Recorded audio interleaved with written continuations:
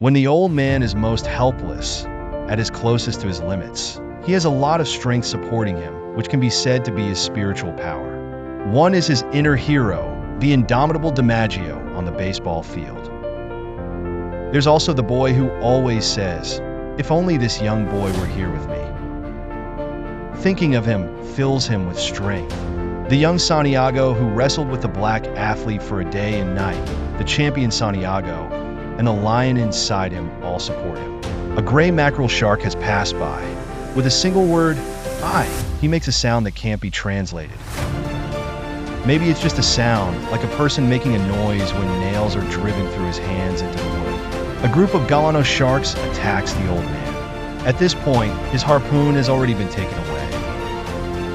The only thing he can do is use a dagger on the boat paddle to fight off these Galano sharks.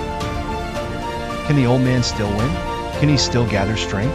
Can his inner strength still support him? At this moment, spiritual strength might be everything, just like the words he uttered that couldn't be translated. He uses makeshift tools, giving it his all to fend off the Galano sharks, and continues to move forward. Two sharks, a whole group of sharks, are closing in on him. At this point, the old man has no tools left. He has to take down the boat's rudder and use a large wooden stick to hit these annoying sharks on the head.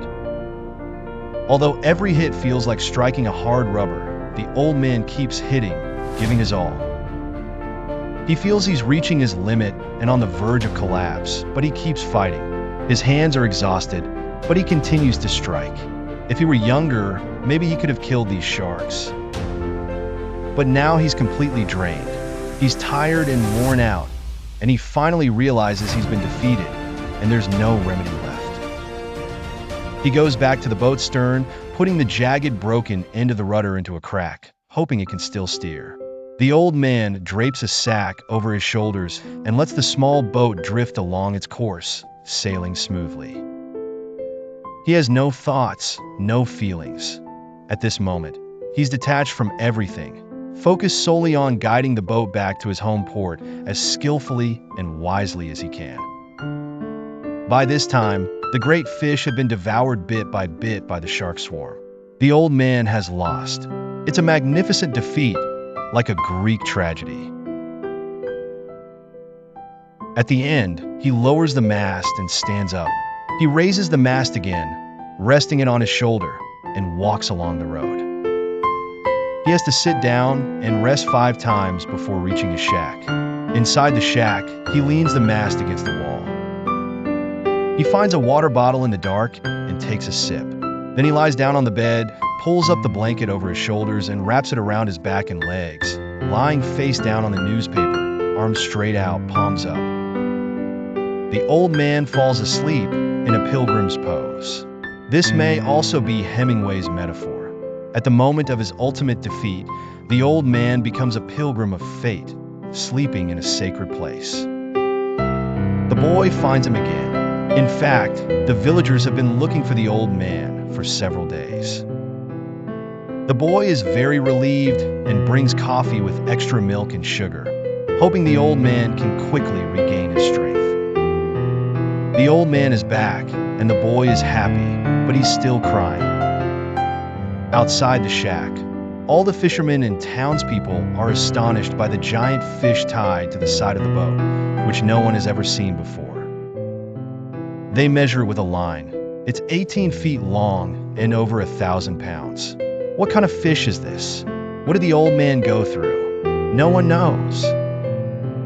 But everyone talks about it, discussing the old man who hadn't caught a fish in 84 days and then caught an incredible fish. The old man and the sea is nearing its end. The final part, which I will read to you. The boy steps outside and walks along the worn coral stone path, crying again. That afternoon, a group of tourists arrives at the terrace restaurant.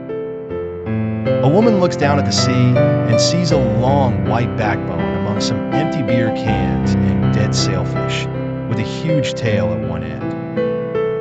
As the easterly wind whips up big waves outside the port, the tail moves up and down with the tide. "What is that?" she asks a waiter, pointing at the long backbone of the great fish. "Now just trash," waiting for the tide to take it away. It's a shark, the waiter says.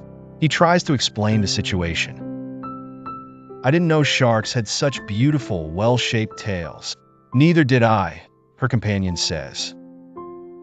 Back in the shack on the other side of the road, the old man is asleep again. He still lies face down, with the boys sitting beside him, keeping watch. The old man is dreaming of lions. This is a quietly profound ending. A female tourist mistakes the giant marlin for a shark.